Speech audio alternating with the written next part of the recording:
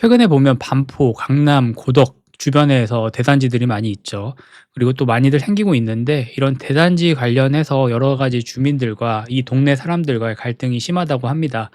여러 가지 갈등들이 있는데 최근에 이제 막 이슈가 됐던 게 이곳을 지나가지 못하게 하려는 사람들과 이곳을 지나가려는 사람들의 갈등이 좀 많이 있는 것 같아요. 그래서 여기 살고 있는 사람들, 입주민들 같은 경우는 "여기 지나갈 거면 돈을 내라."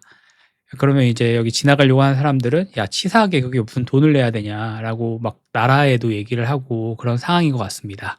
그래서 요런 상황들 좀 한번 살펴보고 어떤 우리는 생각을 해야 되는지, 그리고 이런 것들을 보면서 또 우리 투자자들은 어떻게 좀 고민을 해야 되는지도 한번 같이 이야기해 보도록 하겠습니다. 근데 저는 기본적으로 이 입주민들이 좀 공감이 되는 게 다 관리비를 내잖아요. 이 사람들이 CCTV라든지 놀이터라든지 보행로라든지 청소라든지 다 비용을 내기 때문에 관리비 명목하에 이들이 주장하는 게 어느 정도 저는 설득이 되고 납득이 된다고 생각을 해요. 그냥 지나가는 사람들도 물론 있겠지만 막 여기 안에 들어와서 막 강아지 산책시키고 사진도 찍고 놀이터 아이들 데리고 같이 놀고 이런 것들이 여기에서 살고 있고 여기에 관리비를 냈고 여기 공간을 이용하는 사람들 입장에서는 조금 불쾌할 수 있고 그런 것들이 좀 못마땅해 보일 수도 있겠죠. 그래서 임장을 오는 사람들도 이 집주민들 입장에서는 그렇게 좋아하지는 않을 거예요. 왜냐하면 외부 사람들이 막 들어와서 사진을 찍고 외부 사람들이 들어와서 막 임장을 한다는 이유로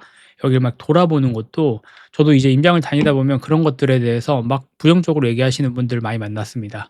그래서 그분들의 입장도 어느 정도 이해가 되는 것도 사실이긴 하죠. 특히나 이제 아이가 있는 부모들 같은 경우는 더 민감할 수밖에 없다고 생각을 해요.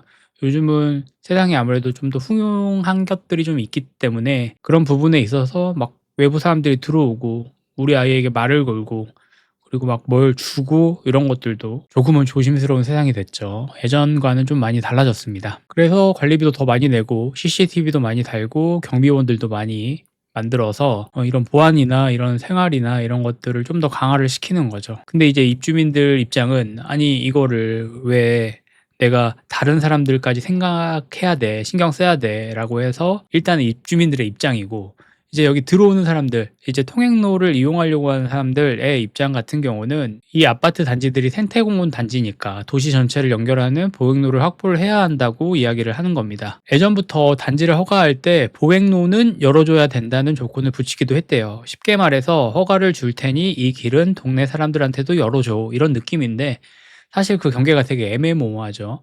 보행로라고 해서 사실 사유지, 집 안으로 들어올 수도 있고 아파트 안으로 들어올 수도 있고 공간을 이용할 수도 있기 때문에 이런 부분에 대한 경계가 애매모호하기 때문에 이런 갈등이나 이슈들이 더욱더 커지고 있는 거라고 생각을 하고 있습니다. 그리고 이 사람들이 막 들어와서 뭔가를 훼손하고 막 나무 같은 거 막 꺾어 가고 꽃에 있는 꽃들 막 뽑아 가지고 가지고 가고, 뭐 물론 그렇지 않겠지만 그런 상황들이 있다라고 하면 이 입주민들 입장에선 돈을 다 내서 이런 것들을 관리하기 때문에 조금 더 갈등이 생기는 거고, 저는 개인적으로 입주민들의 입장이 조금 더 이해가 됩니다. 아무래도 사유지이기 때문에 이 사람들이 여기 다 관리하고 돈을 내는 입장이기 때문에 아무래도 좀 더 입장 같은 경우가 입주민들이 좀 더 이해가 되는 것 같기는 해요. 이런 관점에서 보면 이제는 더욱더 아파트는 성이 되고 있습니다. 성 알고 계시죠? 중세 시대에 사람들이 모여 살던 성, 마을 안에서도 우두칸이 서 있던 성, 그런 곳이 돼가고 있는 것 같아요, 아파트 같은 경우.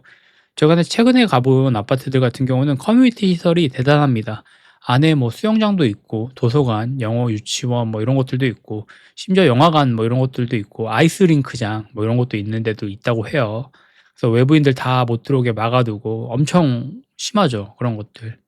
이게 관리하시는 경비원분들에 대한 책임도 있기 때문에 택배 관련해서도 배달 관련해서도 이런 부분에 대한 문제들이 많이 이야기가 되고 많은 뉴스들이 나오고 있는 것 같습니다. 심지어 돈이 있으신 분들은 이 보안을 정말 신중하게 생각을 하고 있기 때문에 얼마나 사람들이 못 들어오게 하느냐, 얼마나 이런 것들이 보안이 잘 돼 있느냐에 따라서 집값도 어느 정도 더 올라간다라고 생각하시는 분들도 꽤 있어요.